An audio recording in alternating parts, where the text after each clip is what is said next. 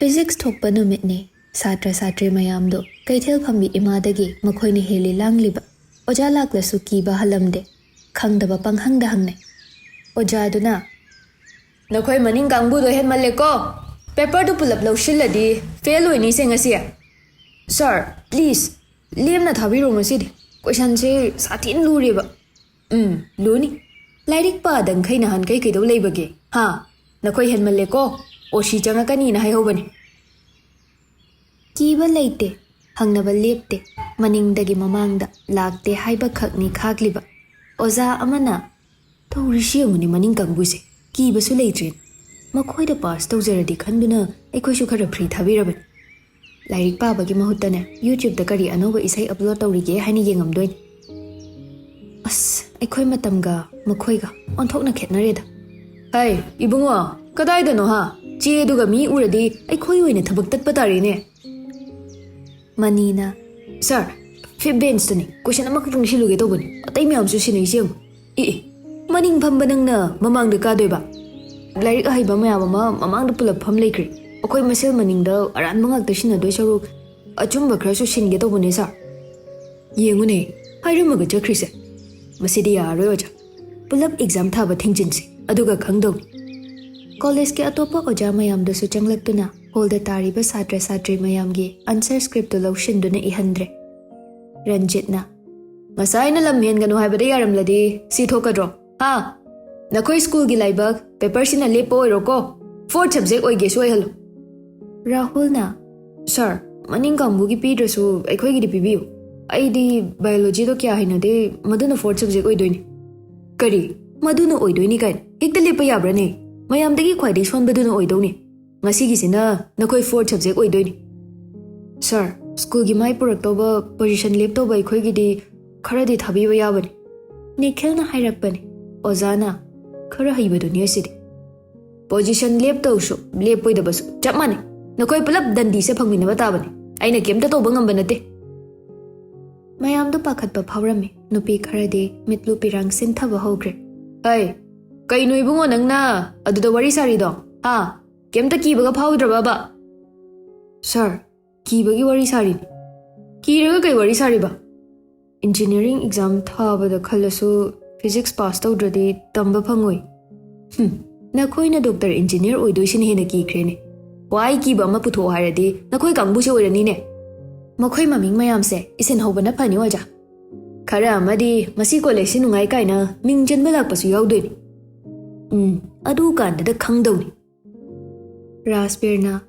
kaka pungkhai phari che loksinba mayam su matha sanare yarde khoibu exam ibagi ayabudu pibiyo akhoina lan khrasu ngak piyoba nang khakna lale haraga yaba nateni atai mayam se tawrisini raspber mayam pulap tanaba mayam su lale puna haiminase natradi loima career mangba tar mayam su mana haibagi matung ina hairami tumin leirodana adusu nate langbadi halamde nakhoi sumain sum langba leptradi ne paper pibe wa leite aduga handa kaigumba maningdagi mamangda chenduna sinba mi yauraba khudakta suspend tawgadabani yam nakhoi hek haurakpada ne council gi mi kogadamni yam oza amana union myam gi mi phawda angang exam iribani nakhoina ka tukaran chatpado pakhatpa phawni changdana ba na hainarini aduga makhoina kaya nungai no yengoba pirasi se papers langaga na lawsillaga dum thadokise makhoi maraibag masana lepchabani arbia kidore thoiba langba yade ko oja hoi legi subra hojikta kai haikhe hoi kaka ranjit to niti gi manakta changsinduna ibema kidore kai wada pale aingonde hekta hai namanabada haibagi mahutta sir isa sagat bahengale guli jarakro naba phatribo thoiba mi exam iba horabani ko sorry kaka principal ka da nathanta phamlaga thaba ngamgadro sagatpagi guli su arrange tawhange sir sida dum ibadi ngamni kaka guli do elei chora yani chokidar thage nang exam idoido nabuk ning changnong dei khoko odo kaka kitang thubiu ko hoini ngak ngai ramuko nikhilna nakandagi guli puraktroni yauradi dum chasiludana raspberna puraktabai na trocha adrise nangonda hangkiba nateda nangi idawdo dum iyo nathau natana nathau sarakan excuse me ꯑꯗꯣ ꯑꯩꯅ ꯍꯥꯏꯒꯗꯕ ꯋꯥꯅꯤ ꯑꯁ ꯑꯃꯨꯛ ꯈꯠꯅꯔꯅꯣ ꯏꯁꯥ ꯌꯥꯝ ꯅꯨꯡꯉꯥꯏꯇꯦꯕ ꯑꯩ ꯂꯥꯛꯑꯅꯤ ꯉꯥꯏꯍꯥꯛ ꯉꯥꯏꯔꯣ ꯑꯩ ꯃꯈꯥ ꯏꯕꯒ ꯑꯝꯇ ꯉꯝꯗ꯭ꯔꯦ ꯂꯣꯏ ꯀꯥꯎꯈ꯭ꯔꯦ ꯑꯔꯣꯏꯕꯩ ꯃꯄꯥꯗꯣ ꯀꯔꯝꯕꯅꯣ 9 ꯁꯨꯕ ꯀꯣꯏꯁꯟꯗꯨꯅꯤ ꯁꯤ ꯍꯥꯏꯐꯦꯠ ꯌꯦꯡꯉꯨ ꯑꯩꯒꯤꯗꯤ ꯂꯣꯏꯔꯕꯅꯤ ꯌꯥꯔꯦ ꯎꯔꯦ ꯅꯕꯥꯅꯤ ꯇꯧꯏꯗꯣ ꯀꯩꯅꯣ ꯍꯔꯥꯁꯕꯤꯔ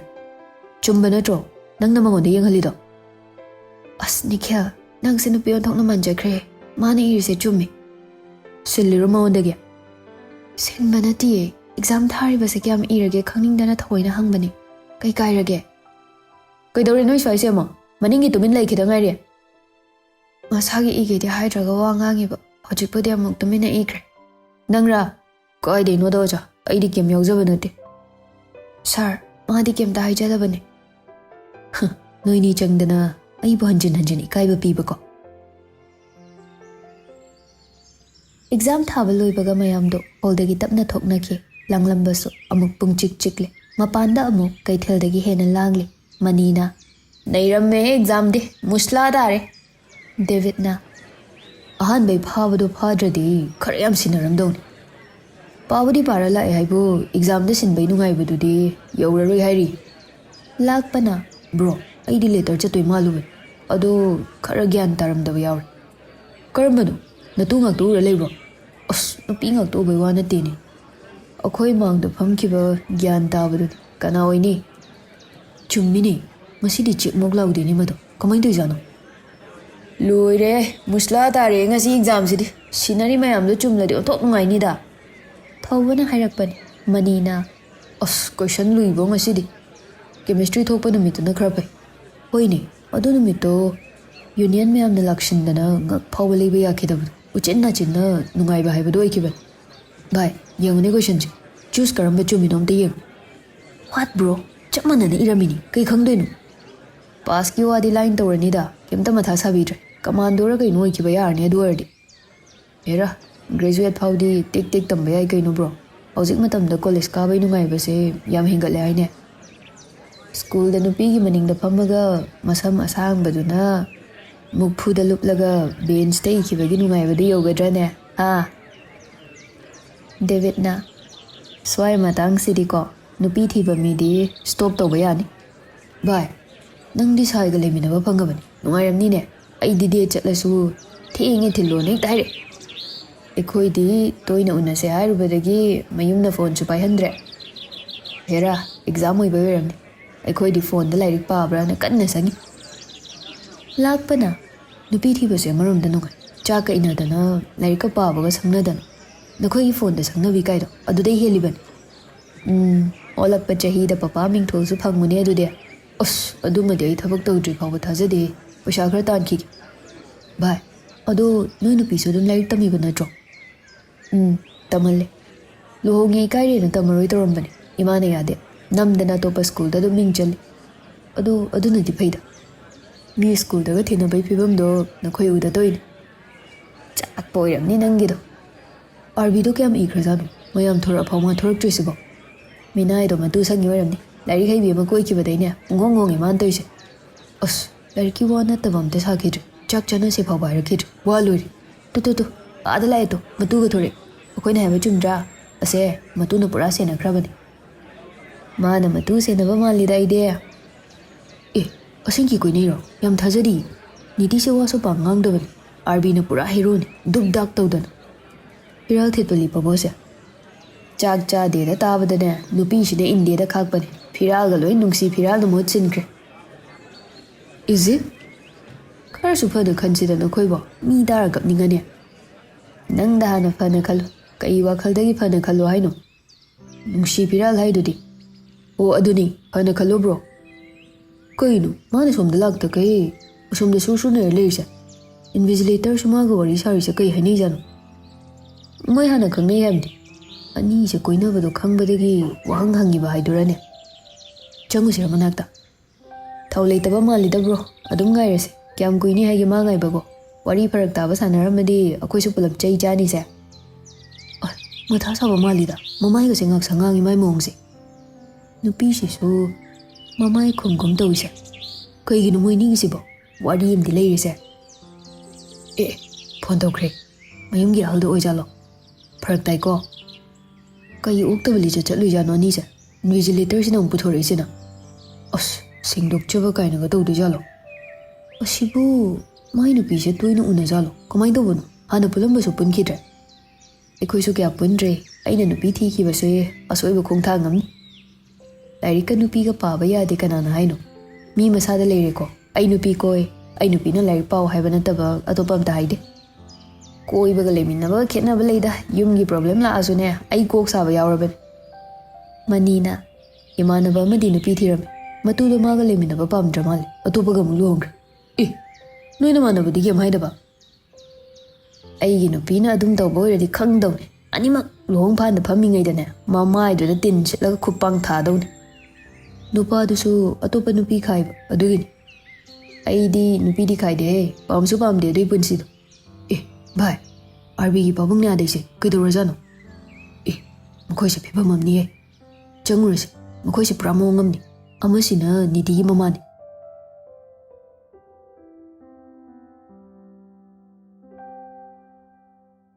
oja khresu mafam duda ikoi koi duna leiram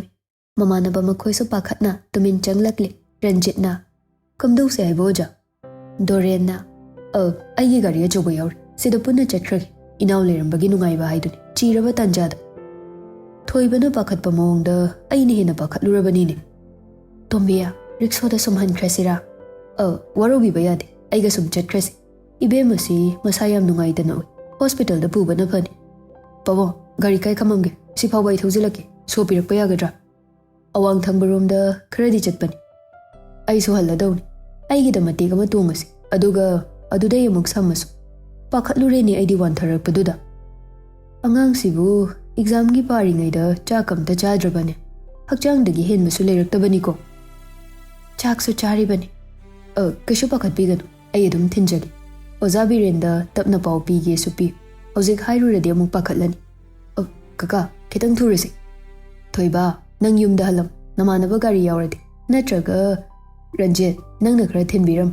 natai mama thanta machani ba halak train ba khalamani yani ashyawgi babo yum phauda yawhanningi ne nahan su ibani na theng na hanjin mada pakhat pado sanana ibungo yum do ina halur amuk la ke so law kashu tawreda mama sangam drise ai kashu tawdi nang halam somda chalase ai gari ni mangda gisina thoiba nangna ga main tawge ba yani ain thopa lage kaka ai shu yawrake gari khampham phawba thoiba nang yum yobaga pawam pirau ko hoi pawo mitlo pirang ihona matung inawa sungamda tophak tophai channa adumak leptuna lehawi nupi maso masangam drabanina hanna phawba yenglam dredo lakpana bro kidorage nupa mande koi nu kapiro kido ba yawrage ba ha nu khoi paw numa pukri se kai ginu manina wa amadi khumuda bhai kido ba yawrage mayam irang langi sibo exam loi baga aina tungon thorak pada ma do bench ta dum tumina hip tha duna ler kaka na ko budu da aishu khangak pani e kyam kuina tumi ba ma de thawbana hangak pani manina tumboy ramoi he exam adung da kanan tumnagi bro maram asing madu phajana hayo akhoi shu khangningi ma nga sai masangam de airam ban khangde 130 mal ayam pakatle nukai pa bung na pukri do hospital da rokai nang nupa ya mande mande era nupa mande ba tawganu da kashu tawrisi bike pura ibo karamba hospital da no aduga ekta chalusi don't worry akhoi le shi di nangi akhoi na ngasai loire na ji pisi laga thoklakpada khanghau da boiramni mana thorakpada pe ai sidi shigi oiramni as nungai de he bro yumda na changuse mama dai so hospital chatluge na haige abung da phone tawduna karamba mafam da leiba no do hanghangi hoine adumai dawrasi no yumda na pau pi khise ai ri ke mai ro ye bro nang di nupi ne yadoira leuge haidoro ma lehorasan nupi na nupi thokpani kaino haibege mathau tarige yari pun chalasi kai uina nari no haibasu khangdaba nahandi masa sagat leda haibani aina hidak chawai do cha jira khangde as sumori sana lebana fol pura roise mathang di match ne thoise yam haina de akoi punna dum chaluraslo akoi myam leisidi kem khaluran lo akiba leiba natte पुन्ना हौनदुना हेक्ता चटखे bike थौजदबा ममानबा मसिंग यामदबा निखिलदे लेप्तुना येंगहौइ राहुलना यारे हलसिलाउ बस ngairmani kaishu tawrisi makhoi myam su chatkrisi mana siguma pibamda leikhraga ayam nungaite hoi nangna phauramdawdo ai khangeba adu mama su yaukidaine mana ige nungshiba khangbidrase adubu mana naradi ai yengba ngam foreign certificate da phone tawduna hangal halasi thengeba mayam ngainari natradi auto da hanbada tarani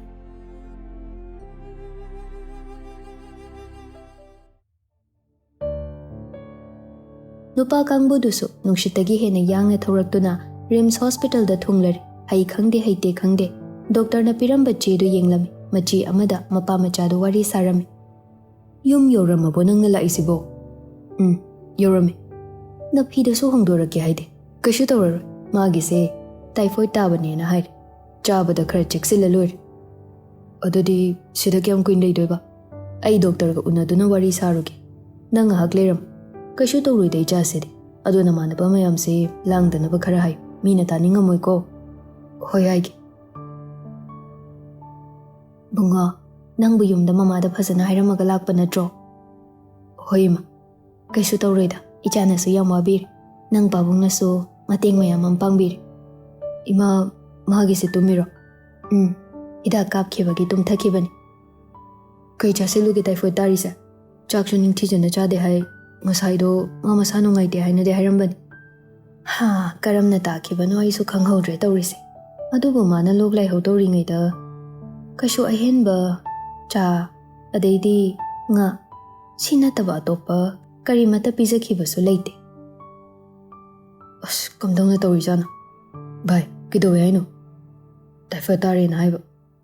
hoi adudi kamai do dare babung thorpa ngairage akhoi mapanda leramage nitisu tumi mal atopa patient ye kangbu se ekhoida mona yengi langbay oramni mapanda ngairmage ko horen phawa leirasu dum leisi bro akhoi mapanda leramage ko dude aina hairabani ai shwai ni kaino thawbana mapanda akhoi bai ma pharmacy phamba yawani magi da changaga dellelurasi aduna parani la tumina thokpa haina banate lang duna thoke mayam su makhoi bu yenglam sanana nakhoi mayam pulap lakpaduda mi mayam se amukta udabadawna yengbasu yawre tawrise itomta lake tawbani moi su punna chatlase haibaduda adum laaba ngahak phamuko ima nurse ama kauruge magi se karam kanda kapkadaba drip no nong ta hamuki ima ai chatlu chora yani ngahak leram makhoi baba so ina laknaba na haikraban makhoi tamo su yawra ani ngasidi nanaudi magi so exam ni do aduna madi laara athengbadane tamodi hangani haibani o ai kuiroi phatkauraga lake ngahak sangamuko mana makeup thorasu inthina wari saram amuk pakhatkini hoima thariba bettugi machida phamthai mi leiri haibasu kauri nungshina khutsa singdu tapna paibiduna yaroibi naba pharuko nangna aduna leibase ai lepham khangdi aina naba yade hairaga kaigina halino idak matam chana chadabraba nangna position lepa numito aina ngairi haibase kaurabraba ai thanta wangang halaga nangna tumin tuma leidoiro mang sobro nangbo uniform siga natraga ning thamchanbro wa amadi hayo tumina amuk le nak oida leiriba mi mayamduda amuk yeng niti su gyan tarakle mamit tapna panglakle raspberry phamduna leirambaduda ngaklure gyan la abo imadi ising khawrangbra ingthamchanbra kidoge hayo imadu nurse ko wachatkhibani nangi drip kapagi hangnina kok sam nungaiti sumhibo nang kashu tawrui naba paradon ai se kaini haige kashu nateda kaino sengbada hayo walot kanu icham chamba typhoid ne haibani atam chana hidak charaga dum phakini hai doctor unani haiduna babung su changkhiban nangdi kanaga lake imanaba me amgala engasidi mi masing hengale mathang match thokpanina khariyam langhorasena yumda halagane aina daba mapado hanjin hotlu choko as exam di ko na phaniam tharasu yai nang hojik na bhabasini khoi maru oridi ai ka shukoina na bayade da aina na hangano no dum phajana hairaga kaigina halino ba nang na do leira haibe indabagya Mi ham lei. Makhoina nong nini hospital da leita yade harsune special ward da leina ba ai haina hangi pabungda ko adu erdi nangsu laik pa ba yana ba kaida hairono ai sida sum leigi mi am leisidi lairi kamai pa ba yani ai shu nang bu sang balak toini yum da pau pi ki haibra baba ga tamu ga lakani na haibani adu di nang hal moina uraga jingna ke ba ai kanam ki adu yade ko ibunga nang pabung mapan da ngai horene halase na hai kamaina tombiya icha su gyan la amedana ma kai haira ino doctor ga wari sanare hai nong ni di sida leita batangai phadre o onthok na phajana chenbi kre special ward da leina ba su haina bir makhoi baba la agane thagat wahi hai handa yarara ma ado ai gi se kyam henjile na haige ba kaisu yam kan banate hai nangna chak chada bi lairik paru bado adugi sumang jabala aban hoini lairik ngak ta par ga kem chadra su phabanate mapan da pabu ngai na haido waramani ngasai daine aina thank you haire ena hayu ko haige yum halaga lairik pa da bato nu ko hoi nang suna ba phalam ai match to panumita nang phai phate khangni ko hoi ba phasana lu ko ima naja mu chatlu khige ko phajana chatlu ko lairik paru choi cha se mata manghangan namanaba mayam duso chapmana na hayu ko hoi haige adu imaga nabani khagli hoba yagadro kaigi yadani yani larika na pau ko hayeng amuk na ba hang bala ine haina mata manghan okay take care si hairam laga raspberry thokre